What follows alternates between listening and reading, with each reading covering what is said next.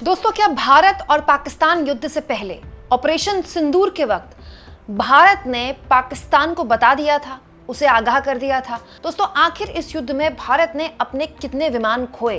ये सवाल मैं नहीं उठा रही हूं, ये सवाल एलओपी राहुल गांधी ने उठा दिए हैं। और ये सवाल उठाने का मौका दरअसल राहुल गांधी को दिया है विदेश मंत्री एस जयशंकर ने।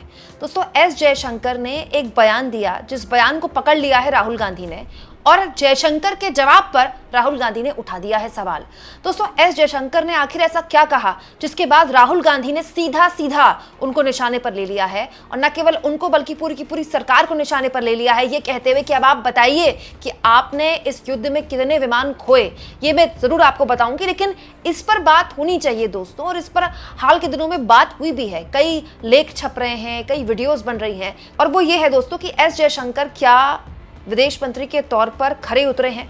भारत और पाकिस्तान के बीच हुए इस छोटे से युद्ध में भले ही हमारी देश ने शानदार परचम लहराया पाकिस्तान पर, पाकिस्तान के 11 एयरबेस तबाह हो गए, 9 आतंकी ठिकानों को नेस्तनाबूद कर दिया।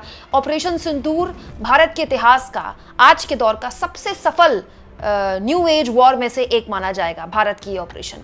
लेकिन विदेश मंत्री के तौर पर एस जयशंकर के कामकाज को लेकर इस पूरे युद्ध के दौरान और युद्ध के बाद बहुत से सवाल खड़े हुए, लेकिन सबसे बड़ा सवाल अब एलओपी राहुल गांधी ने खड़ा कर दिया है एस जयशंकर के सामने। हुआ ये दोस्तों कि एस जयशंकर ने इस पूरे के पूरे मुद्दे में एक बयान दिया था, जिसको पकड़ लिया है राहुल गांधी ने। दोस्तों, एस जयशंकर ने जब ये युद्ध खत्म हुआ, सीज फायर हुआ, 15 मई को एक बयान दिया। उनका जो बयान है मैं वर्ड टू वर्ड आपके सामने रखती हूँ। इसी बयान के एक शब्द को पकड़ लिया राहुल गांधी ने। देखिए दोस्तों, एस जयशंकर ने कहा, हमने आतंकवादी ढांचों को नष्ट करके जो लक्ष्य निर्धारित किए थे उन्हें हासिल कर लिया है। ऑपरेशन की शुरुआत में ही हमने पाकिस्तान को संदेश भेज दिया था कि हम आतंकवादी ढांचों पर हमला कर रहे हैं, सेना पर नहीं, और सेना के पास यह विकल्प है कि वो बाहर खड़ी रहे और हस्तक्षेप ना करे। उन्होंने उस अच्छी सलाह को ना मानने का फैसला किया।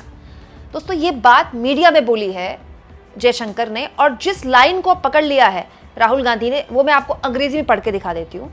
एस जयशंकर ये बोल रहे हैं कि even at the start of the operation, यानी कि ऑपरेशन सिंदूर के शुरुआत में ही, we had sent a message, हमने एक मैसेज सेंड कर दिया था पाकिस्तान को कि हम स्ट्राइक कर रहे हैं आपके टेररिस्ट इंफ्रास्ट्रक्चर पर, आपके आतंकवादी ठिकानों पर, और मिलिट्री से कहिए कि उससे दूर रहे, उससे इंटरफेयर ना करे। इस लाइन को कि हमने ऑपरेशन से पहले ही पाकिस्तान को मैसेज दे दिया था, इस लाइन को पकड़ लिया है राहुल गांधी ने। और राहुल गांधी ने एस जयशंकर के इस बयान को पलटते हुए पलटवार किया है सरकार से और कहा है, informing Pakistan eight the start of attack was a crime. Pakistan को अटैक से पहले ही इन्फॉर्म करना एक अपराध है। दोस्तों, आगे राहुल कह रहे हैं, EAM यानी कि एक्सटर्नल अफेयर मिनिस्टर यानी कि S Jaishankar has publicly admitted what government of India did. Bharat सरकार ने जो कहा था, आखिर विदेश मंत्री ने पब्लिकली वो एडमिट कर लिया। दोस्तों, अब एस जयशंकर की इस बात को पकड़ते हुए राहुल गांधी ने खड़े कर दिए 2 सवाल। पहला, राहुल गांधी ये पूछ रहे हैं कि एस जयशंकर को किसने ऑथराइज किया ये बोलने के लिए। दूसरा, राहुल गांधी ये खड़ा कर रहे हैं सवाल कि how many aircraft did our air force lose as a result. इसके नतीजे में हमारी जो वायुसेना है उसने कितने विमान खोए।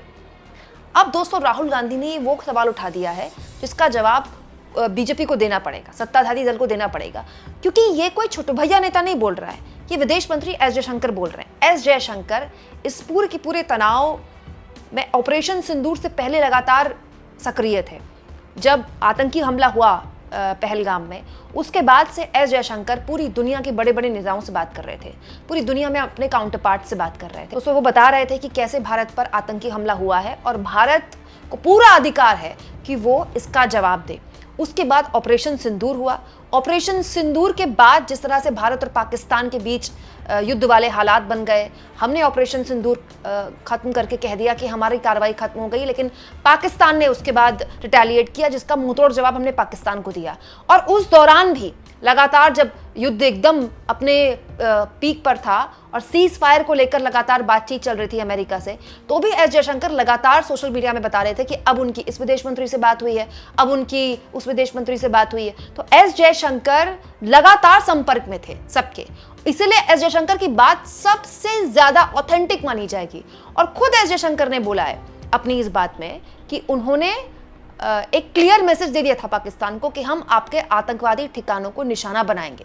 अब इस बात को पकड़ लिया राहुल गांधी ने कि आपने कैसे बता दिया अटैक करने से पहले पाकिस्तान को, ये तो बहुत बड़ा अपराध है। और अब राहुल गांधी ने भी पूछ दिया कि बताइए आपके कितने विमानों को नुकसान हुआ। दोस्तों हालांकि एस जयशंकर ने जब से ये बात बोली है तब से उनकी काफ़ी निंदा हो रही है इस बात को लेकर। लेकिन दोस्तों ये भी सच है कि अंग्रेजी और हिंदी का जो लैंग्वेज है दोनों बहुत अलग अलग तरह की है, राइट। तो एस जयशंकर अगर यहाँ क्लियर मैसेज देने की बात कर रहे हैं तो वो क्लियर मैसेज उस तरह का मैसेज हो सकता है कि फ़ोन करके मैसेज ना दिया हो या व्हाट्सएप पर मैसेज वाली बात ना हो। क्लियर मैसेज मतलब हम एक साफ संदेश दे रहे थे पाकिस्तान को कि हम आपके आतंकवादी ठिकानों को निशाना बनाएंगे। ये भी हो सकता है, होता है ना कि कड़ा संदेश दिया, अपने बयान से कड़ा संदेश दिया, तो वो कोई फ़ोन करके संदेश थोड़ी दिया जाता है, बयान से आप संदेश देते हैं किसी को। मतलब एस जयशंकर हो सकता है कहने का उनका ये मतलब हो कि हमने क्लियर मैसेज दिया पाकिस्तान को। क्लियर मैसेज ये कि हमने सबसे पहले ऑपरेशन सिंदूर के जरिए केवल और केवल आपके देश में पनप रहे आतंकवादी संगठनों को निशाने पर लिया, उनको खत्म किया। और ये क्लियर मैसेज था अपने आप में, ये पूरी कार्रवाई एक क्लियर मैसेज थी कि अपनी आर्मी से कहिए कि इस पूरे के पूरे मसले से दूर रहे, इंटरफेयर ना करें। हो सकता है कि कहने का मतलब एस जयशंकर का ये हो, क्योंकि अंग्रेजी भाषा ऐसी है तो उसमें हो सकता है कि इंटरप्रिटेशन में फर्क आ रहा हो। लेकिन एस जयशंकर एक बहुत जिम्मेदार नेता हैं, उनको इस तरह के मामले में इस तरह की गलती बिल्कुल नहीं करनी चाहिए थी।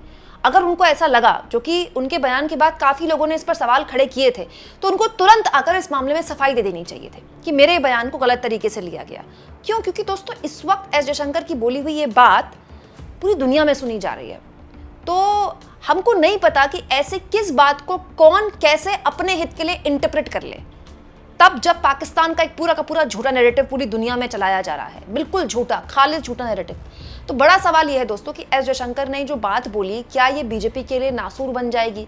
अब बीजेपी ऐसी स्थिति में आ जाएगी कि उसको एस जयशंकर के बयान को एक तरह से उसकी सफाई देनी पड़ जाए, क्योंकि अब तक ये ऐसे ही सोशल मीडिया में लोग इस पर सवाल खड़े कर रहे थे।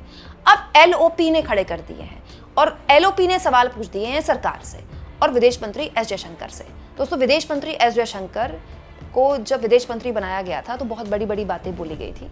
मैंने तब भी कहा था कि भारत सरकार, खास तौर पर मोदी जी के लिए समझने और सोचने की ज़रूरत है कि हद से ज़्यादा अधिकारियों पर निर्भरता ठीक नहीं है। देखिए दोस्तों, हमारे देश में सबकी ना जिम्मेदारियां बटी है। जैसे न्यायपालिका की एक जिम्मेदारी है, कार्यपालिका की एक जिम्मेदारी है, विधायिका की एक जिम्मेदारी है।